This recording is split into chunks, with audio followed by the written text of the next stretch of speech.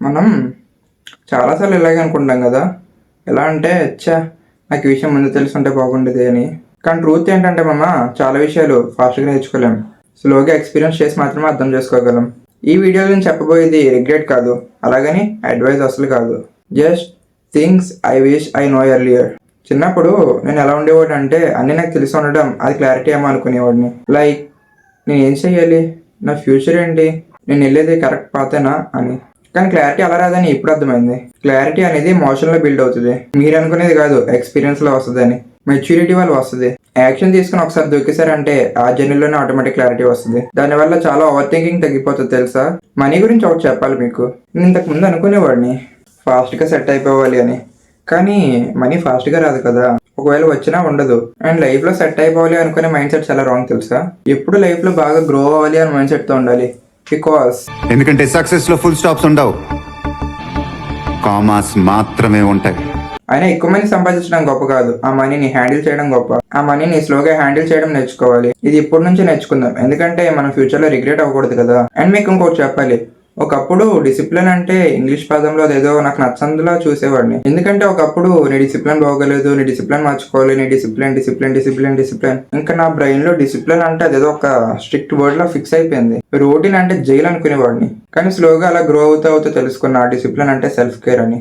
Motivation లేకపోయినా ఒక చిన్న స్టెప్ తీసుకోవడం. డిసిప్లిన్ లేకపోతే మన లైఫ్ ఒక గాలిపటంలో అయిపోతుంది. అంటే ఎగరడం అయితే ఫ్రీడమ్ అనుకుంటారేమో, మీరు ఎయిర్ ఫోర్స్ చేసేంత వరకు బాగానే ఉంటుంది. ఆ గాలిపటం ఒకసారి తెగిపోతే అది ఏ చెట్టు కొమ్మ మధ్యలోకి వెళ్ళి ఇరుక్కుంటుంది ఎవరికి తెలియదు. అలాగే మీరు కూడా ఏ 9 to 5 జాబ్ మధ్యలోకి వెళ్ళిపోయి ఇరుక్కుపోతారో ఎవరికి తెలియదు, అది మీకు ఇష్టమైనా ఇష్టం లేకపోయినా.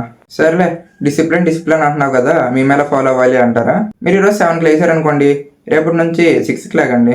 ఒకవేళ ఈరోజు 4 ఇడ్లీస్ తిన్నారనుకోండి, రేపటి నుంచి 5 తినండి. అలా మీరు ఏ పని అన్నా కూడా పర్మనెంట్ గా ఫాలో అయ్యేలా సెట్ చేసుకోండి. But keep it simple, complicate చేసుకోవద్దు. అప్పుడు మీరు డిసిప్లిన్ ఫాలో అవ్వాలని ఇంట్రెస్ట్ మొత్తానికి పోతుంది. నెక్స్ట్ మనం చెప్పుకోబోయేది మనందరికీ ఉన్నదే, మనందరికీ తెలిసిందే. అదేనండి, మనం ఫస్ట్ టైం ఏదైనా పని స్టార్ట్ చేస్తున్నాము అంటే అనుకుంటాం కదా, ఇది కరెక్టేనా, వర్క్ అవుతుందా, ప్రూఫ్స్ ఏమైనా ఉన్నాయా. మన మీద మనకే నమ్మకం ఉండదు, అదే సెల్ఫ్ ట్రస్ట్. ఏదన్నా ఒక చిన్న స్టెప్ తీసుకోవడం వల్ల మన మీద ఒక సెల్ఫ్ ట్రస్ట్ అనేది బిల్డ్ అవుతుంది. ప్రూఫ్స్ కోసం వెయిట్ చేస్తూ ఉంటే మనతో పాటు వచ్చిన వాళ్ళు అందరూ వెళ్ళిపోతారు, బట్ మనం మాత్రం ఇంకా ఇక్కడే. సో రిస్క్ తీసుకుందామా మరి. ఇప్పుడు మనం చెప్పుకోబోయే దాంట్లో మనం అందరం ఎక్స్పర్ట్స్. ఏ బాబు స్క్రిప్ట్ అక్కర్లేదమ్మా దానికి. అందరూ ఏమంటారంటే సైలెంట్గా ఉంటే ఆలోచనలు వస్తాయని చెప్పి అందరూ బిజీ అయిపోతారు అని. బట్ అసలు ఆ సైలెన్స్లోనే క్లారిటీ వస్తుంది అని వాళ్ళు అంటారు. అలా చూసుకుంటే మనకు ఫుల్ క్లారిటీ కదా, కాదు డబుల్ క్లారిటీ.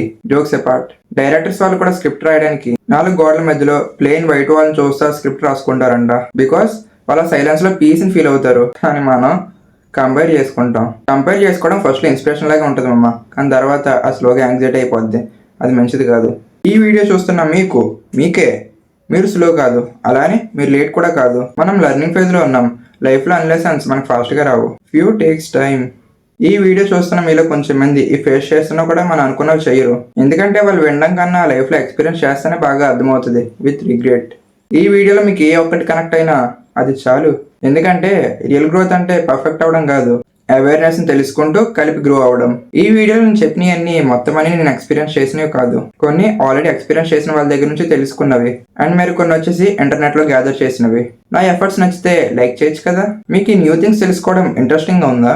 అవును, ఇంతకీ ఈ సక్సెస్ జర్నీలో మీరు కూడా మాతో పాటు వస్తున్నారు కదా. ఈ సక్సెస్ జర్నీలో మీరు కూడా ట్రావెల్ చేయాలనుకుంటే టికెట్ ఏం తీసుకోకలే, సబ్స్క్రైబ్ చేసుకోండి. Thanks for being here buddies.